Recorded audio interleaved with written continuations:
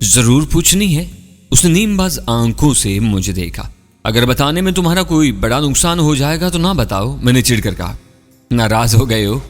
वो होले से मुस्कुराया, फिर सिगरेट का धुआं मेरे मुंह पर छोड़कर बोला, इंडिया की इस फिल्म नगरी के अंदर बड़ी फिल्मी सी सूरत हाल पैदा हो गई है। इस अरागोए ने सबको घुमा कर रख दिया है। क्या कहना चाहते हो? कल रात दवारी के मंदिर में बड़ी टेंशन थी। तुम्हें पता ही है, वहां दो ग्रुप थे। एक वो लोग थे जो डॉक्टर महनाज की जान लेकर हिफाजत की रस्म अदा करना चाहते थे। दूसरा ग्रुप असल भिक्षुओं का था। वो धर्म के नाम पर इस खून रेजी को सख्त गुनाह समझ रहे थे और चाहते थे कि अरागोई की हिफाजत की रस्म किसी की जान लिए बगैर अदा की जाए। जुनूनी ग्रुप जानता था कि रस्म के वक्त कोई भी गैर मुतवक्का सूरत हाल पेश आ जाएगी। इन्हें कुछ पक्की इतलात भी मिल चुकी थी। इन्होंने इसका तोड़ किया। कैसा तोड़? तुम खुद सोचो उन्होंने क्या किया होगा। अरागोई उनके लिए बहुत कीमती है। पहलियां ना बुझवाओ इमरान। इसकी बातों से मैं जिद हो चुका था। इमरान ने गहरा कश लिया और नतनों से धुआं छोड़कर बोला, कल रात रस्म के वक्त चबूतरे पर असल मूर्ति नहीं थी। मैं सन्नाटे में रह गया। ये क्या कह रहे हो? खां जिगर, वो असल की हूबहू नकल थी। इसका मतलब है कि भिक्षु जो मूर्ति लेकर भागे और जो कुछ देर पहले जावा के पास पहुंची वो असल नहीं है।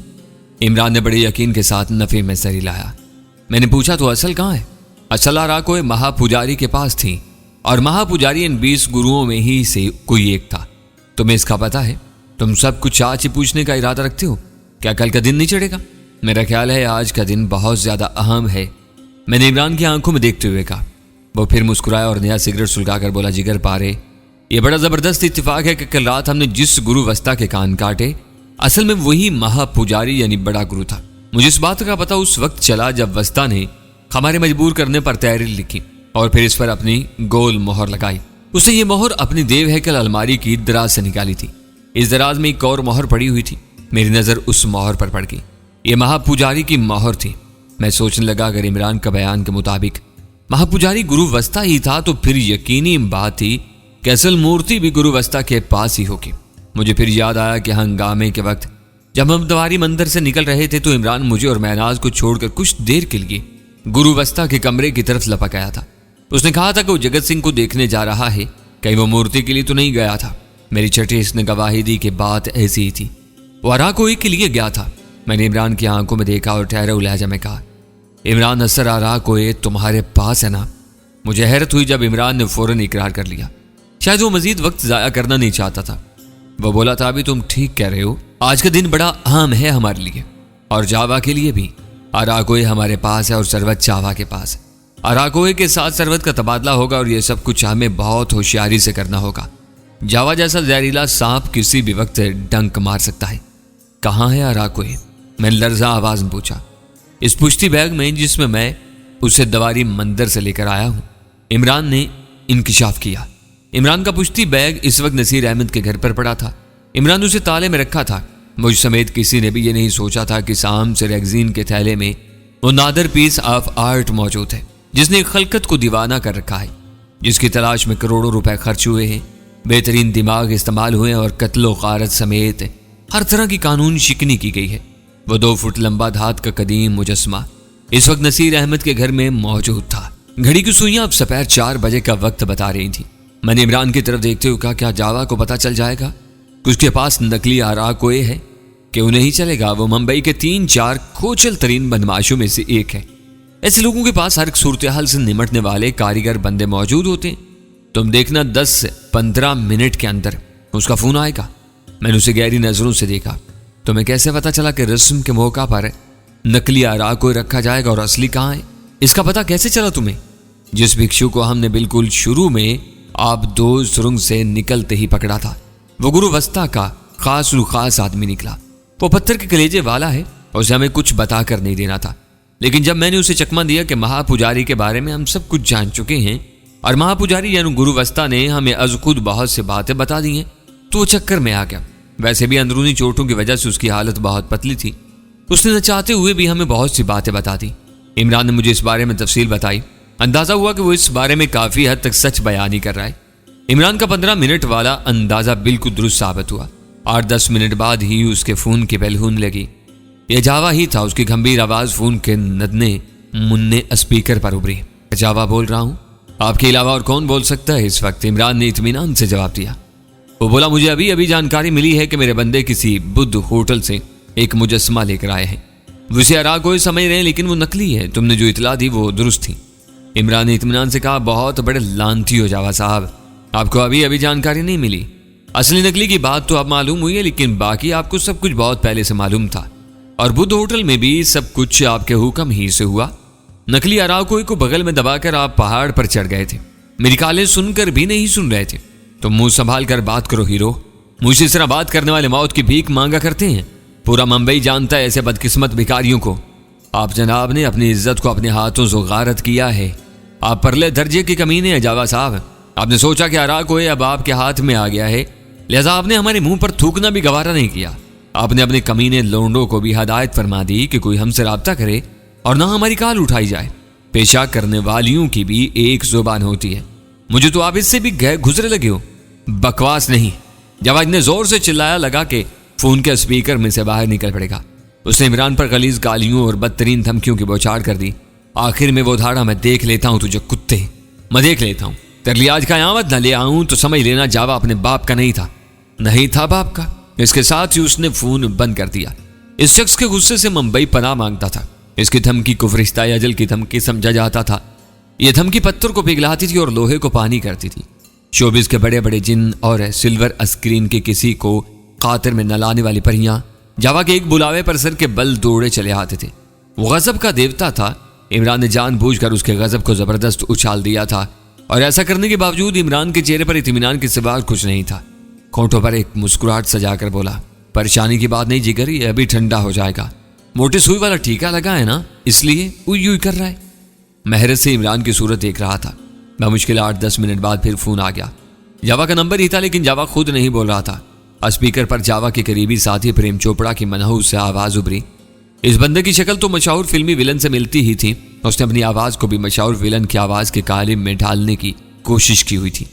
प्रेम चोपड़ा ने नहायत खंबीर लहजा में इमरान को बताया कि इमरान ने अपनी गैर मोहतात गुफ्तगू से जावा साहब को सख्त बरहम कर दिया है और ऐसा करके उसने अपनी मुश्किलात में जो इजाफा किया है वो बयान से बाहर है। इमरान ने कहा, बस क्या यही खुशखबरी सुनाने के लिए तुमने फोन किया है?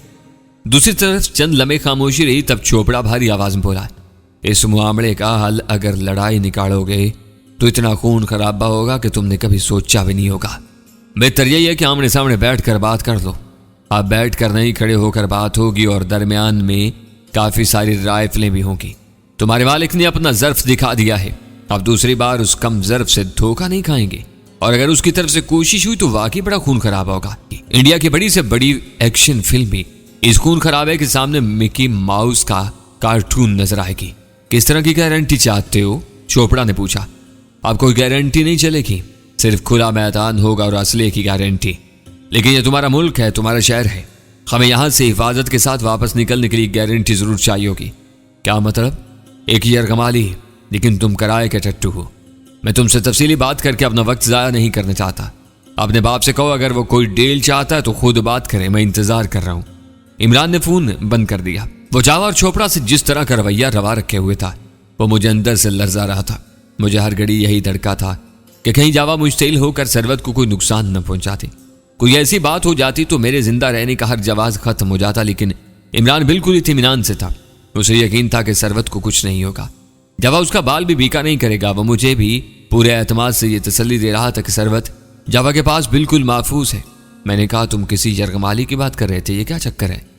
बस है एक चक्कर, वक्त आने पर बता दूंगा। उसने कहा और किसी का भेजा हुआ SMS से पढ़ने में मसरूफ हो गया। मेरी जान पर बनी हुई थी। जावा के फोन के इंतजार में गुजरने वाला हर पल एक सदी की तरह था। अभी तक हमें यह भी मालूम नहीं था कि सरवत और सफूरा है कहाँ। हमने उन्हें फरीदकोट में छोड़ा था और अब हम मुंबई में थे। 8-10 मिनट मजीद गुजर गए तो मैंने इमरान से कहा, यार कहीं बात बिगड़ न जाए, तुम खुद फोन कर लो। वही कुत्ते की औलाद करेगा। यह आसाब की लड़ाई है, दिल मजबूत रखो। अब इमरान का फिक्रा मुकम्मल ही हुआ था कि फोन की घंटी बज उठी। जावा की कॉल थी। इमरान ने कॉल रिसीव की और बात करता हुआ गाड़ी से बाहर निकल गया। मैं जानता था कि वो मुझे असाबी तनाव से बचाना चाहता था। मेरी बेचैनी उस पर भी असरअंदाज होती थी और वो इत्मीनान से बात नहीं कर सकता था। जावा और इमरान के दरमियान करीबन 20 मिनट तक धुआंधार गुफ्तगू हुई।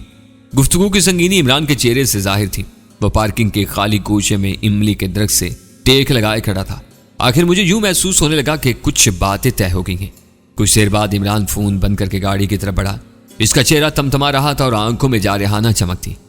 क्या हुआ, मैंने दिल कड़ा करके पूछा। इमरान ने रिस्ट वॉच देखी। रात 11 बजे। क्या रात 11 बजे होगा क्या? सरवत और अराकोई का एक्सचेंज होगा। सरवत और सफूरा यहां मुंबई में पहुंच चुकी हैं। अब ये एक हाथ दो एक हाथ लो वाला मामला है। हरा देवी साहिल के पास कोई काली झाड़ जगह है। जब अपने बंदों के साथ आएगा, हम भी अपने बंदों के साथ जाएंगे। कितने बंदे होंगे? 4-4 गाड़ियां होंगी, समझो 20-22 बंदे हमारे, 20-22 उसके। और अगर कुछ हो गया तो ऐसे मौकों पर हो ही जाता है। यार ताबी इस तरह क्यों सोच रहा है तू बुजदिल तो नहीं है? मैं चंगी तरह जानता हूं। फिर ये सब बातें, यार मुझे इसने बुजदिल बना दिया है। वो बीच में ना होती तो मैं तुमसे 2 कदम आगे नजर आता। तुमने मुझे मौत के आगे भागने की बजाय मौत के पीछे भागना सिखा दिया है। और मौत से डरना भी। मर तो शायद मैं इसी दिन जाता जब 5 साल पहले मुझे सेठ सिराज ने खबर किया था और मैंने खुदकुशी करना चाही थी। अब ये सारी जिंदगी तो बोनस की तरह ही लगती है इमरान। मुझे सिर्फ सरवत का ख्याल आता है। मैं चाहता हूं वो किसी भी तरह हिफाजत से वापस पाकिस्तान पहुंच जाए, अपनी बहन के पास, अपने शौहर के पास। वो जिंदा रहेगी, खुश रहेगी और रहेगी भी तुम्हारे साथ। तुम इस तरह की बातें करते हो तो मेरा दिल चाहता है तुम्हारा थोबड़ा तोड़ दूं या कोई वजनी शय मार कर अपना सर टुकड़े कर लूं। खुदा के लिए यार, खुदा के लिए, वो कमजोर औरत है, दुनिया से टकराने की हिम्मत नहीं रखती। ये हिम्मत उसे तुमने ही देनी है, तुम्हारी मोहब्बत ही ने देनी है। जितनी हिम्मत दिखाओगे इतना सिला पाओगे। वो क्या कह गए हैं मौलाना सर सैयद? अमल से जिंदगी बनती है, जन्नत भी जहन्नम भी। उसने हस्बे आदत जान बूझकर इकबाल के शेर को सर सैयद से जोड़ दिया। मैंने कुछ कहना चाहा तो उसने झपट कर मेरा मुंह हाथ से बंद कर दिया। बस अब चुप हो जाओ, खुदा के लिए। तुम्हें पीर अहमद थानवी साहब का वास्ता, नहीं तो मैं रिवाल्वर का खेल शुरू कर दूंगा। सारे खानों में गोली रखकर खुद पर ट्रैगर दबा दूंगा। 100% डेथ। इसी दौरान में उसके फोन की बेल होने लगी। एक बार फिर गहरी संजीदगी ने उसके चेहरे को ढांप लिया। उसने कॉल रिसीव की। दूसरी तरफ रत्नागिरी वाला शेखर था, लेकिन अब वो मुंबई से बोल रहा था। हमारे लिए क्या ऑर्डर है जनाब? उसने पूछा। ऑर्डर बहुत तकड़ा है, अपने बंदों को तैयार करो, पूरब वगैरह को भी खबर कर दो। रात 11 बजे जावा के साथ डील फाइनल हो रही है। हरा देवी बीच पर काली झाड़ नामी जगह का तय हुआ है। हमें भी पावर से जाना होगा। 25 के करीब बंदे होने चाहिए। 10 मेरे पास हैं, 14 बंदरात तुमने करने हैं, लेकिन एक भी कच्चा बंदा नहीं होना चाहिए। मेरी बात समझ रहे हो ना? आप फिक्र न करें जनाब, पूरे पक्के बंदे हैं, चुने हुए शूटर्स हैं। आप तकरीबन सबको जानते हैं, 1 इंच पीछे हटने वाले ना ही। बल्कि अगर आप चाहें तो ज्यादा भी हो सकते हैं। नहीं, ज्यादा नहीं, बस 24-25 काफी हैं। गाड़ियां और असलहा भी बिल्कुल फिट होना चाहिए। किसी हेल्प की जरूरत हो तो नसीर से रब्ता करो। 2 घंटे के अंदर सब तैयार होगा जी। अगर आप कहें तो कुछ बंदों को स्टैंड बाई भी रख दूं, जरूरत तो नहीं पड़ेगी कुर्बान अली, लेकिन अगर चाहते हो तो रख लो। इमरान ने फोन बंद कर दिया। मैंने कहा, ये आवाज तो शेखर की थी और तुम उसे कुर्बान अली कह रहे थे। कुर्बान अली कह रहा था, वहरत से बोला। शायद परेशानी में पता नहीं चला। इमरान, तुम सीधी बात क्यों नहीं करते? यह भी तुम्हारा हरकारा और शेखर के रूप में कोई कुर्बान अली है? हरकारा का लफ्ज तुम गलत इस्तेमाल कर रहे हो। तुम इसे दोस्त कह सकते हो। नहीं इमरान, तुम बहुत कुछ छुपाते हो मुझसे।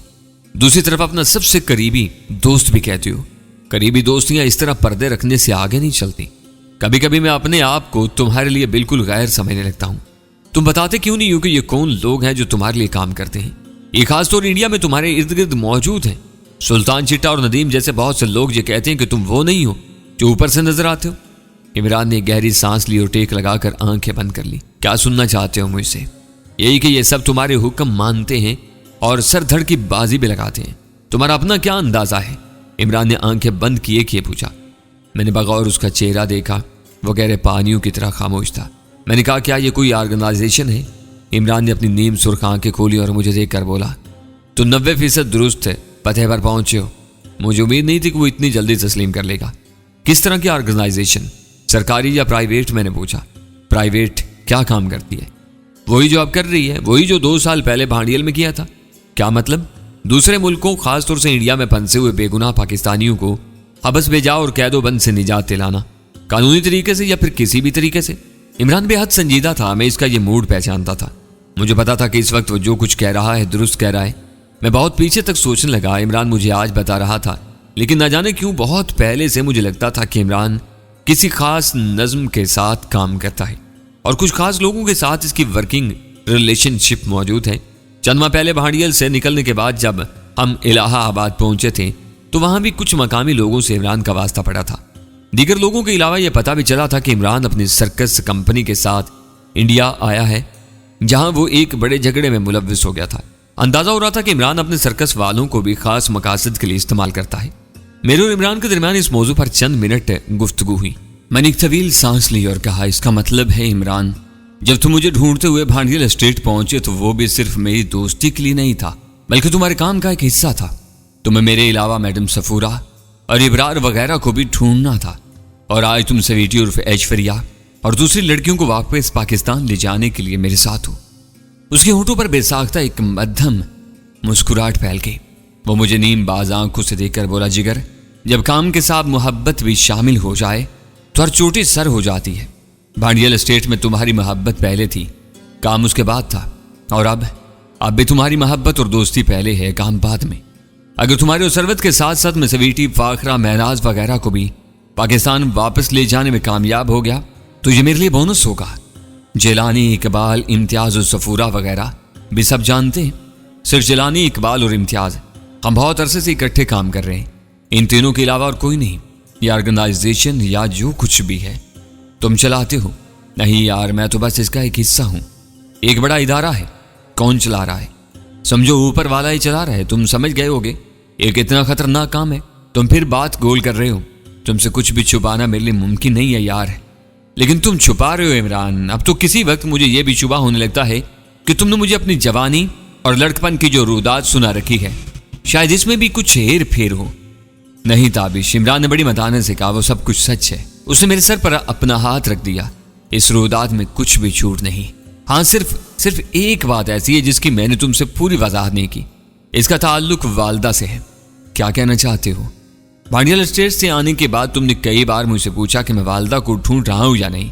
मैंने कहा है हाँ, मैं कोशिश कर रहा हूं, लेकिन सच ये है तावी कि मैंने वालदा को ढूंढना तर्क कर दिया है। करीबन 3 साल पहले ही मुझे यकीन हो गया था कि वो अब इस दुनिया में नहीं है। फिर भी इस बात को अपनी जुबान से कहने की हिम्मत मुझे कभी नहीं हुई। ये क्या कह रहे हो तुम? क्या तुम्हें कुछ पता चला था? उसने आंखें बंद किए कि इस बात में सर हिलाया। इंडिया से रिहा होकर आने वाले एक पाकिस्तानी काश्तकार की जुबानी मुझे पता चला था कि उसने मेरी वालदा को चंडीगढ़ की जनाना जेल में देखा था।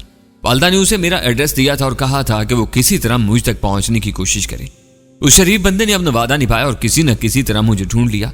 इसकी जुबानी पता चला कि बीमार वालदा को मेरी तलाश ने नीम दीवाना कर दिया था। पता नहीं वो कहां कहां मारी फिरा करती थी। किसी ऐसी कैफियत में वो सरहदी इलाके की तरफ चली गई और वहां BSF वालों ने उन्हें पकड़ लिया। इसके बाद वही कुछ हुआ जो ऐसे बदनसीब लोगों के साथ होता है। वो महीनों और सालों तक बगैर किसी मुकदमे के जेलों में सड़ते रहते हैं। काश्तकार अब्बास अली ने उन्हें चंडीगढ़ जेल में देखा था और उसे पता चला था कि इन्हें चंद हफ्तों बाद अमृतसर जेल मुंतकिल किया जा रहा है। इन दिनों तक सर्कस में मेरी अच्छी जगह बन चुकी थी। मालिक जान मोहम्मद साहब ने मेरा वीजा लगवाया और मैं इंडिया पहुंच गया। मैंने अमृतसर और चंडीगढ़ वगैरह में 1 महीना जबरदस्त खज्जल खराबी झीली, लेकिन वालदा को कोई सुराग नहीं मिला। जेल वालों के पास भी कोई रिकॉर्ड न था। कानून नाफिज करने वाली एजेंसियों का रवैया सख्त हौसला शिकनी का था। इन लोगों के नजदीक सरहद पार से आने वाला हर शख्स दहशतगर्द या खतरनाक जासूस ठहरता है। अगले 1 बरस में मैंने करीबन 6 दफा इंडिया का सफर किया, जगह जगह की खाक छानी। मुझे इंडिया की सिक्योरिटी एजेंसियों और कानून नाफिज करने वाले इदारों का असल चेहरा देखने को मिला। मुझे इस अंदरूनी नफरत और अदावत का अंदाजा हुआ जो ये लोग मुसीबत ज़दा गैर मुल्कियों से और खसूसन पाकिस्तानियों से रखते हैं। अपने वालिद का सुराग लगाते लगाते मैं राजस्थान में बीकानेर की एक दूर दराज जेल में पहुंचा, लेकिन मेरे वहां पहुंचने से 4-5 दिन पहले ही वहां एक बड़ा सानिया रुनमा हो चुका था। जेल के जनाना हिस्से में एक बड़ी आग लगी थी, जिसमें 40-50 कैदी औरतें और जनाना अमले की बहुत सी अरकान जलकर खाकसर हो गई थी। इमरान की आंखों में मैंने पहली बार नमी देखी। उसे सीट से टेक लगाकर आंखें मूंदी तो 2 बूंदे उसके भरे हुए रुखसारों पर लुढ़क गईं। मेरी मां मर चुकी है ताबी, लेकिन वो अनगिनत लोग अभी जिंदा है जो बदकिस्मती से भारतीय जेलों में फंसे हुए हैं।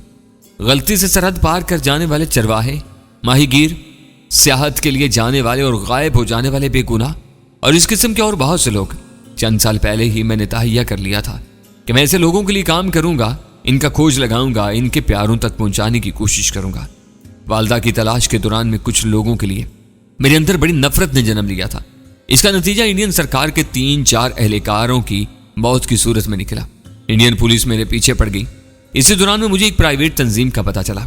इसे एक साबिक पाकिस्तानी फौजी अफसर चला रहा था। इस तंजीम के मकासद वही थे जो मेरे दिलो दिमाग में भी जगह बना चुके थे। मैं इसमें शामिल हो गया। अब मैं इसका एक हिस्सा हूं। मैं उम्मीद करता हूं कि तुम इस बारे में मुझसे मजीद सवालात नहीं करोगे। प्लीज मेरी मजबूरी समझना। मैंने कुछ चीजों का हल्फ उठाया हुआ है। मैं हैरान था, इमरान की जिंदगी का यह पहलू अब तक मेरी नजर से बिल्कुल ओझल रहा था।